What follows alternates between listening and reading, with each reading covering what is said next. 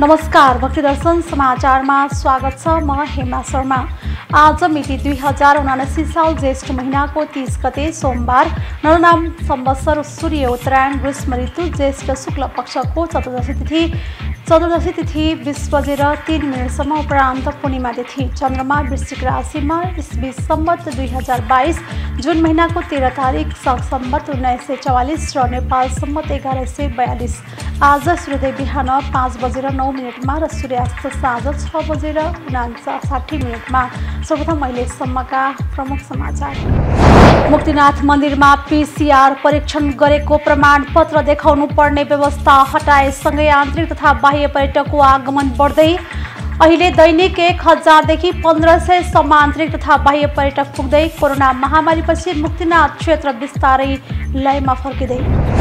रूपन्देही जिल्लाको बुटवल उपमहानगरपालिका वडा नम्बर 6 चन्द्रनगर चाँदबारी स्थित श्री शिरडी साई धाम समिति बुटवल उपमहानगरपालिकाद्वारा नवनिर्वाचित जनप्रतिनिधिहरूलाई बधाई तथा सम्मान। श्री शिरडी साई धामको विकासका लागि बुटवल उपमहानगरपालिकाका तर्फबाट सदैव साथ र सहयोग गर्ने जनप्रतिनिधिहरूको प्रतिबद्धता। नेपालबाट चोरी निकासी लगायत विभिन्न कारणले विदेश पुर्याइएका पुरातात्विक तथा सांस्कृतिक महत्त्वका मूर्ति हालसम्म 79वटा फर्काइए।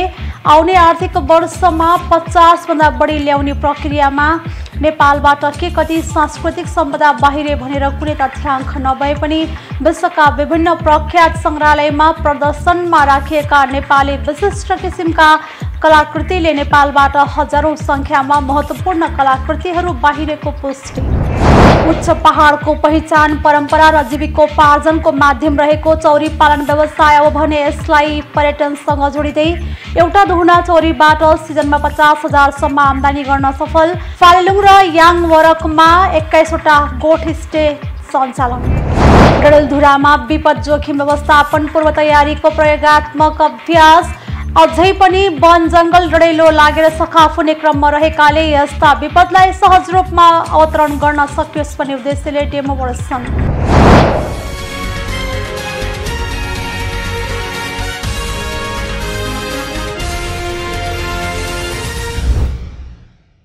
अब समाचार विस्तारमा।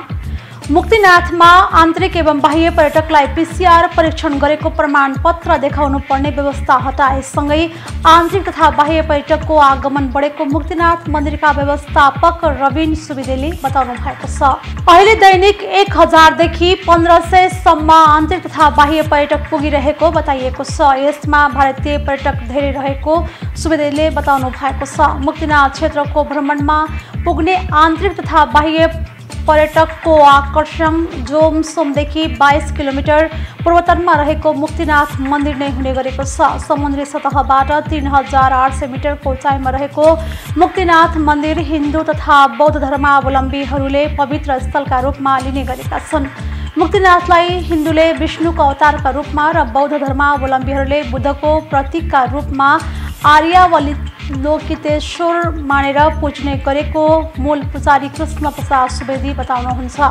तपस्यामा रहेका बेला विष्णुको शरीरबाट आएको पसिनाबाट पानीको मूल फुटेको र त्यही पानीका 108 धारा रहेको किंवदन्ती रहेको छ। यहाँका 108 धारामा स्नान र मुक्तिनाथको दर्शन गर्नाले पुण्य मिल्ने धार्मिक विश्वास रहेको मन्दिरका पुजारी सुवेदीले बताउनु भएको छ।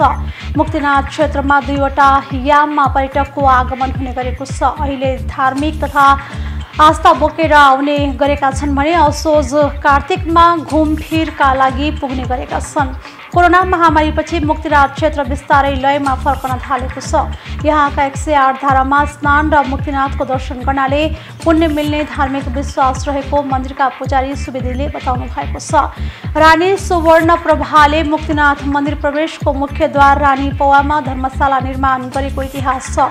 स्थानीय बासिन्दाका अनुसार तत्कालीन समयमा कुस्मा अरमादीबाट काठ ल्याएर धर्मशाला निर्माण गरिएको थियो। त्यसै समयदेखि रानीले बनाइदिएको धर्मशाला भएकाले यसलाई रानी पौवा भनिएको हो। धर्मशाला बाहिर रुखमुनि राखिएको पत्थरको शिलालेखमा रानी पौवा निर्माण गरिएको विषयमा लेखिएको बताइएको छ। 55वटा झ्याल र 26वटा ढोका रहेको पौवाको बीचमा चोक र चारै दिशामा 2 तल्ले भवन रहेको छ। ढुङ्गा र काठबाट निर्मित भवनमा 12वटा ठूला कोठाका अतिरिक्त साना कोठाहरू पनि रहेका छन्। रानी सुवर्णप्रभाले रानी पौवाको निर्माणका साथै सदावर्तका लागि राखु भेकमा 2530 मुरी धान फल्ने 2 खेतको गुठी पनि व्यवस्था गरिदिएको बताइएको छ। त्यहाँ आउने तीर्थयात्रीका लागि खाना र आवासको सुविधा पुर्याउनु पर्ने बन्दोबस्तबारे रानी पौवामा रहेको शिलालेखमा उल्लेख रहेको छ। रूपन्देही जिल्लाको बुटवल उपमहानगरपालिका वडा नम्बर 6 चन्द्रनगर चाँदबारी स्थित श्री शिरडी साई धाम समिति बुटवल उपमहानगरपालिकाले 9 जना नवनिर्वाचित जनप्रतिनिधिहरूलाई बधाई तथा सम्मान कार्यक्रम गरेको छ। एक रिपोर्ट। समितिले बुटवल उपमहानगरपालिकाका नवनिर्वाचित मेयर खेलराज पाण्डे, उपमेयर सावित्र अर्याल, त्यस्तै वडा नम्बर 6 का वडाध्यक्ष लोकनाथ न्यौपाने, विभिन्न वडाका महिला सदस्यहरू पवित्र श्रेष्ठ, नीलम गौतम, तारा गतराज, पम्पा कुमारी थापा तथा वडा सदस्य प्रशान्त पाण्डे र चिनकाजी श्रेष्ठ लगायत 9 जना नवनिर्वाचित जनप्रतिनिधिहरूलाई पञ्चेबाजा बजाउँदै अबीर र फूलद्वारा स्वागत गर्दै श्री शिरडी साई धाममा ल्याई शिरडी साई बाबाको दर्शन तथा पूजन समेत गराइएको थियो। उक्त बधाई तथा सम्मान कार्यक्रममा संयोजक धामका पूर्वाध्यक्ष सुमिता श्रेष्ठ, संस्थापक अध्यक्ष खेम साई, संरक्षक शारदा श्रेष्ठ, श्रीमाया सापकोटा, धामका संस्थापक सदस्य राजु गुरुङ लगायतले दुबुको माला, टीका, रुद्राक्ष माला, फूलमाला, रामनामी रुमाल तथा खादा लगाइदिएर सम्मान गर्नुभएको थियो। सम्मान तथा बधाई कार्यक्रममा धामका उपाध्यक्ष इन्द्रा गुरुङले स्वागत मन्तव्य सहित धामको बारेमा प्रकाश पार्नु भएको थियो। उक्त कार्यक्रममा धामका अध्यक्ष पवित्रा श्रेष्ठ अध्यक्षतामा सम्पन्न भएको थियो। कार्यक्रममा बोल्दै बुटवल उपमहानगरपालिकाका नवनिर्वाचित मेयर खेलराज पाण्डे, उपमेयर सावित्र अर्याल, यस्तै गरी वडा नम्बर 6 का वडाध्यक्ष लोकनाथ न्यौपानेले श्री शिरडी साई धामको विकासका लागि आफ्नो तरफ र बुटवल उपमहानगरपालिकाको तर्फबाट सदैव साथ र सहयोग रहने प्रतिबद्धता व्यक्त गर्नुभएको थियो। कार्यक्रममा मेयर, उपमेयर लगायत जनप्रतिनिधिहरू आरती कार्यक्रममा पनि सरेक हुनुभएको थियो। कार्यक्रमको अन्तमा धामका अध्यक्ष तथा नवनिर्वाचित महिला सदस्य पवित्रा श्रेष्ठद्वारा उपस्थित सम्पूर्णलाई धन्यवाद पश्चात कार्यक्रमको समापन गरिएको थियो। भक्ति दर्शन इन्टरनेसनल टेलिभिजन एचडीका लागि क्यामेराबाट प्रशान्त मानेन्द्रको सहयोगमा सत्यनारायण मानेन्द्रको विशेष रिपोर्ट। नेपालबाट चोरी निकासी लगायत विभिन्न कारण विदेश पुर्याइएका पुरातात्विक तथा सांस्कृतिक महत्त्वका मूर्ति हालसम्म 79 वटा फर्काइएका छन्।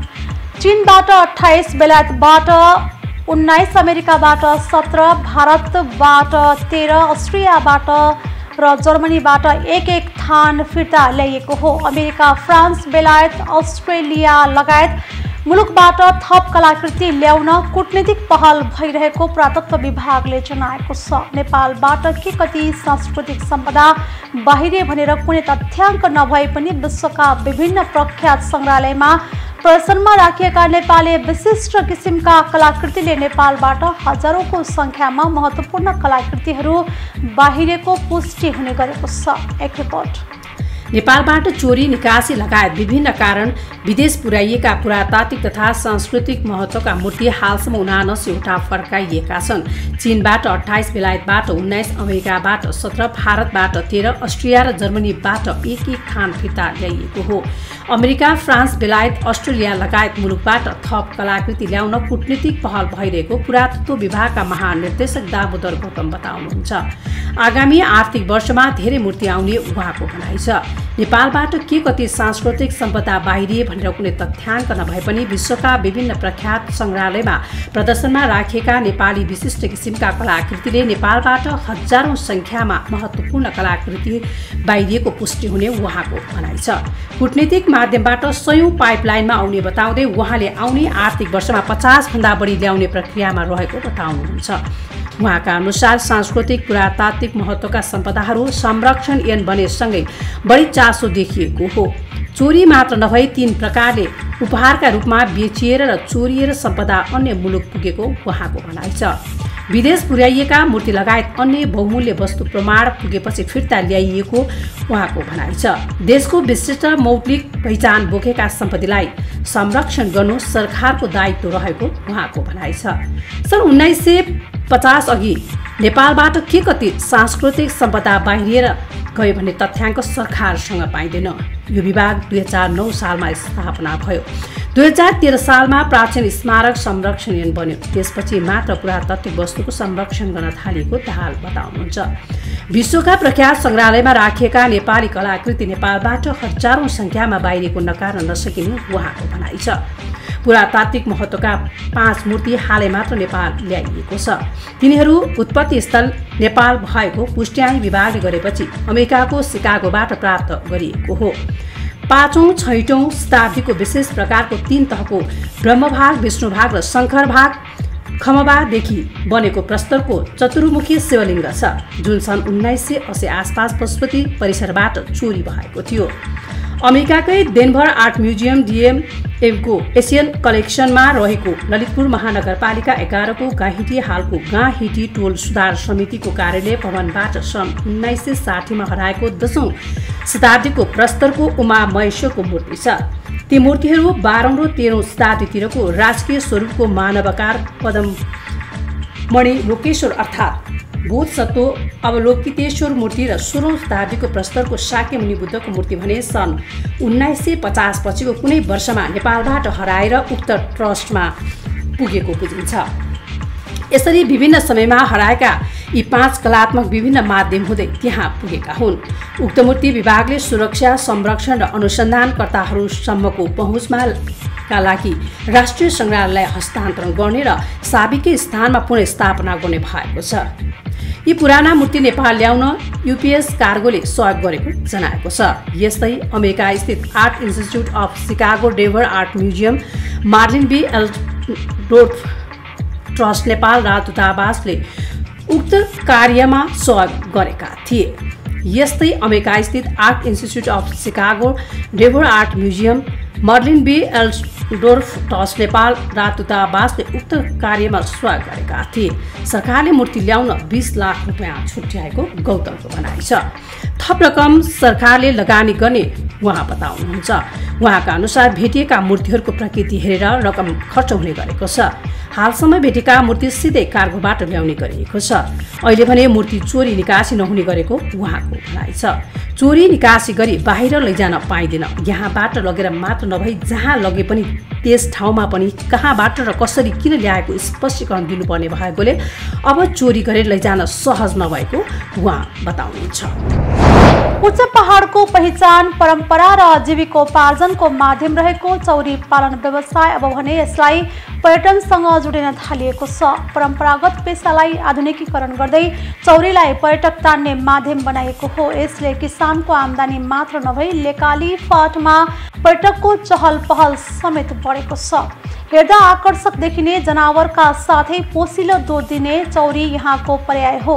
ठुलो शरीर, लामा र तीखा सिङ, लामा रौँ भएको चौरी हेर्दा निकै आकर्षक देखिन्छ। चौरी बिना पहाड र हिमालको कल्पना गर्न नसकिने फालेलुङ चारका चौरी पालक किसान बताउँछन्। पर्यटकलाई चौरी देखाएर आम्दानी गर्न थालेको उनीहरूले बताएका छन्। चौरी हेर्न पाउँदा पर्यटक पनि औधी रमाउने गरेका छन्। चौरी हेर्न र यसको जीवन चक्रका बारेमा बुझ्न विदेशी पर्यटक पुग्न थालेको याक तथा चौरी कृषक महासङ्घ नेपालका सचिव चन्द्रलाल नेपालले बताउनु भएको छ।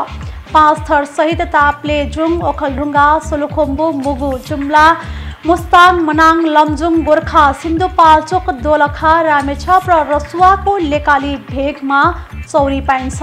यो क्षेत्रका चौरी पालक सङ्गठित गर्न हालै याक तथा चौरी कृषक महासङ्गठन गरिएको छ। सोलुखुम्बुका नुरु शेर्पाको अध्यक्षतामा गठित समितिले लोपोन्मुख चौरीलाई संरक्षण र पर्यटन व्यवसायसँग जोड्ने लक्ष्य राखेको छ।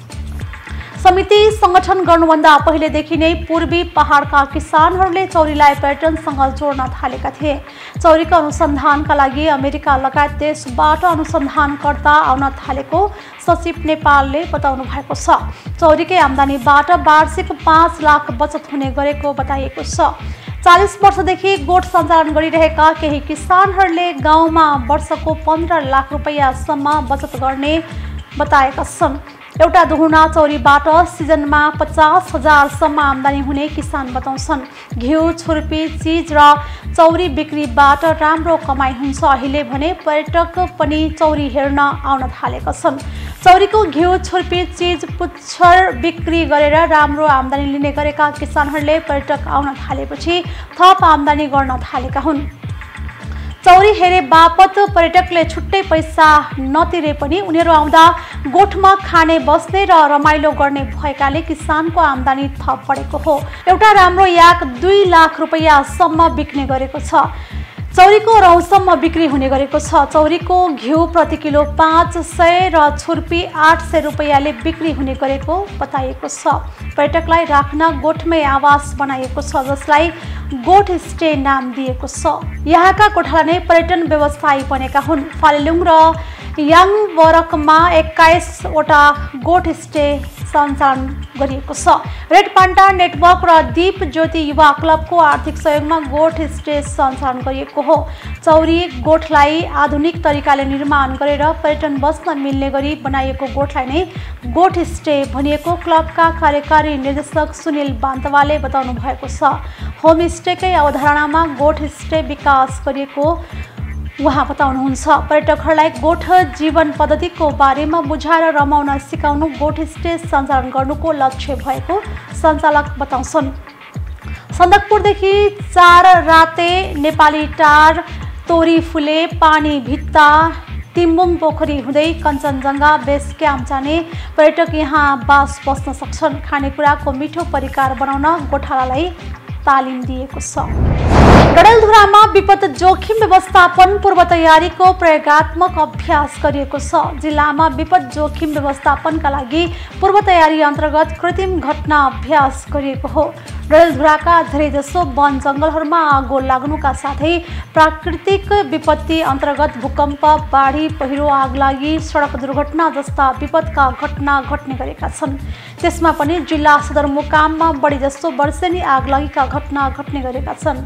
अझै पनि वन जङ्गल डढेरो लागेर सखाप हुने क्रममा रहेका छन्। यस्ता विपदलाई सहज रूपमा अवतरण गर्न सकियोस् भन्ने उद्देश्यले डेमो प्रदर्शन गरिएको हो। एक रिपोर्ट। डडेलधुरामा विपद जोखिम व्यवस्थापन पूर्व तयारीको प्रयोगात्मक अभ्यास गरिएको छ। जिल्लामा विपद जोखिम व्यवस्थापनका लागि पूर्व तयारी अन्तर्गत कृत्रिम घटना अभ्यास गरिएको हो।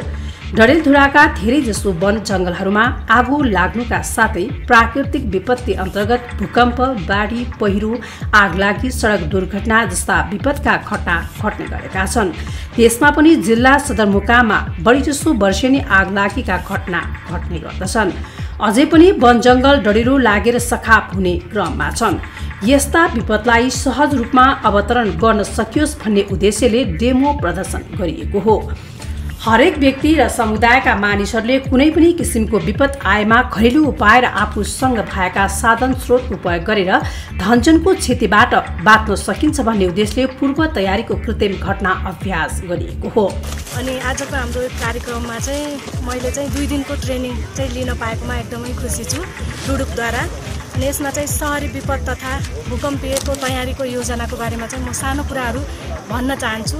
अहिलेसम्म चाहिँ हाम्रो समुदायमा कति कुराहरू चाहिँ हाम्रो मतलब हुन्छ नि त्यो प्रहरीहरू अनि आर्मीहरूलाई मात्र सूचना गरेर यो आगोहरू निभाउने अनि भूकम्पको लागेको ठाउँमा चाहिँ उहाँहरूलाई मात्र बोलाएर चाहिँ त्यो कुराहरू सञ्चालन गर्ने कुराहरू भइरहेको देखिन्छ। तर हामीले चाहिँ जुन यो 2 दिनको ट्रेनिङ सिक्यौँ अनि त्यसमा चाहिँ हामी पनि आफ्नो मतलब समुदायमा चाहिँ हामी पनि यो कुराहरू गर्न सक्छौँ। अनि हामी पनि तयारीका साथ रहेर हामी युवाहरूमा पनि यो त्यो क्षमता छ भन्ने कुराहरू चाहिँ हामीले सिक्ने मौका पायौँ र यो चाहिँ कृत्रिम घटनाहरूद्वारा पनि हामीले आज प्रस्तुत गर्ने मौका अनि यो समय हामीले पायौँ। यसको लागि रुडुकलाई अनि सम्पूर्ण हाम्रा सिकाउने कार्यकर्ताहरूलाई पनि म धन्यवाद दिन चाहन्छु। सहरी विपद तथा भूकम्प पूर्व तयारी कृत्रिम पूर्व अभ्यास कार्यक्रम अमरगढी नगरपालिकाको नजिकै गएर गरेका छौँ र केही क्रियाकलाप सिकेका छौँ। जुन हामीले आज गरेको भूकम्प र आगलागीबाट कसरी जोखिमबाट बच्न सकिने र प्राथमिक उपचार गरेर बिरामीलाई कसरी अस्पतालसम्म पुर्याउन सकिने भन्ने कुरोको बारेमा केही हामीले अभ्यास गरेर देखाएका छौँ। र अनि त्यसै गरी यो समयमा जुन जलवायु परिवर्तन हुन्छ त्यो जलवायु परिवर्तनबाट के कसरी बच्ने र के कस्ता समस्याहरू आउँछन् ती समस्याहरूको बारेमा समाधान गर्नका लागि हामीले के कस्तो प्रयास गर्न सकिन्छ र हाम्रो वडाबाट नगरपालिकाबाट के कस्तो सहयोग गर्न सकिन्छ भन्ने कुरा जानकारी गराउँदै र केही सहयोगहरूको लागि अपेक्षा गर्दै हामीहरूको टिमलाई अगाडि बढाउनको लागि जुनसुकै क्षेत्रबाट संस्थाबाट एनजिओबाट सहयोग गरिदिनु हुन हार्दिक। विपद र धन्जनको क्षतिबाट बच्न समुदाय स्तरमा सरकारी निकायहरू, निजी क्षेत्र, विकास साझेदारहरू, गैर सरकारी संस्थाहरू, मानवीय सहायताको क्षेत्रमा क्रियाशील सङ्घ संस्थाहरू सबैले विपद जोखिम न्यूनीकरण सम्बन्धी व्यवस्थित पूर्व तयारी गर्नुपर्ने शहरी विपद तथा भूकम्पीय पूर्व तयारी परियोजनाले जनाएको छ। कम्युनिटी इमर्जेन्सी रेस्पोन्स टिम बनाउने, इमर्जेन्सीको बेलामा चाहिँ समुदाय स्तरबाट कसरी सहयोग गर्न सक्नुहुन्छ भन्ने कुराहरू, त्यसपछि विशेष गरी यो इओसी इमर्जेन्सी अपरेसन सेन्टरहरू जुन छ धेरैवटा स्थानीय तहमा चाहिँ इमर्जेन्सी अपरेसन सेन्टरहरू नभइरहेको अवस्थामा चाहिँ त्यो इमर्जेन्सी अपरेसन सेन्टरले चाहिँ कसरी काम गर्नुपर्छ, जस्तै राष्ट्रिय विपद एनडीआरआरएमए भन्छौँ हामी, विपद जोखिम प्राधिकरण न्यूनीकरण प्राधिकरण, त्यसमार्फत विभिन्न एनइओसी यस्तो प्रदेशमा प्रादेशिक इमर्जेन्सी अपरेसन सेन्टर छ। यसै गरी थोरै मात्रै स्थानीय तहले चाहिँ इमर्जेन्सी अपरेसन सेन्टरहरू सञ्चालन गरेको अवस्थामा चाहिँ त्यसको कति जरुरी हुन्छ आकस्मिक अवस्थामा भन्ने कुराहरू, त्यसको सहयोगार्थको लागि र स्थानीय सरकारले आफैले पनि हाम्रो केही सहयोगमा उहाँहरूले आफ्नो तयारीको लागि पूर्व तयारीको लागि गर्नुपर्ने कार्यहरू चाहिँ इमर्जेन्सी अपरेसन सेन्टरबाट गर्नुहोस्। सामुदायिक स्तरमा पनि उहाँहरूले वडा मार्फत चाहिँ समुदायका विभिन्न यो जुन युवा साथीहरू हुनुहुन्छ उहाँहरूलाई चाहिँ तत्काल परिचालन गर्न इमर्जेन्सीको अवस्थामा चाहिँ तत्काल परिचालन गर्न जस्तो फर्स्ट एडको भयो, खोज तथा उद्धारको भयो, यावत विभिन्न तालिमहरू उहाँहरूलाई दिएर चाहिँ आकस्मिक अवस्थामा चाहिँ समुदाय आफै सक्षम बनोस् भन्ने हिसाबले चाहिँ यो परियोजना सञ्चालन भइरहेको छ। हामी चाहिँ स्थानीय सरकारसँग र प्रादेशिक सरकारसँग चाहिँ समन्वय गरेर कार्यक्रमहरू अगाडि बढाउँछौँ। प्राकृतिक विपत्ति अन्तर्गत भूकम्प, बाढी पहिरो, सडक दुर्घटना जस्ता विपदका घटना घट्न सक्ने भएकाले जनताको नजिकको सरकार, स्थानीय सरकारले प्राकृतिक विपत्तिबाट हुने घटनाका लागि पूर्व तयारी गर्नु जरुरी देखिन्छ। भक्तिदर्शन टेलिभिजन एसडीका लागि डडेलधुरा सहकर्मी बेमल जैलीको रिपोर्ट।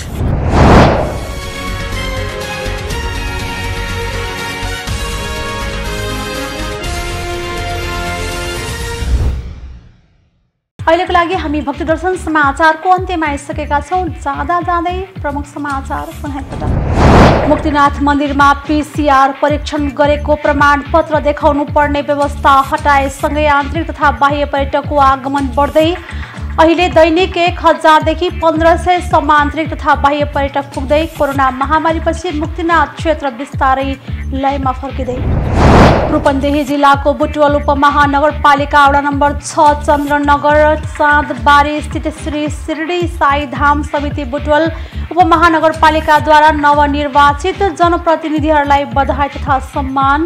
श्री शिरडी साई धामको विकासका लागि बुटवल उपमहानगरपालिकाका तर्फबाट सदैव साथ र सहयोग गर्ने जनप्रतिनिधिहरूको प्रतिबद्धता। नेपालबाट चोरी निकासी लगायत विभिन्न कारणले विदेश पुर्याइएका पुरातात्विक तथा सांस्कृतिक महत्त्वका मूर्ति हालसम्म 79 वटा फर्काइए। आउने आर्थिक वर्षमा 50 भन्दा बढी ल्याउने प्रक्रियामा।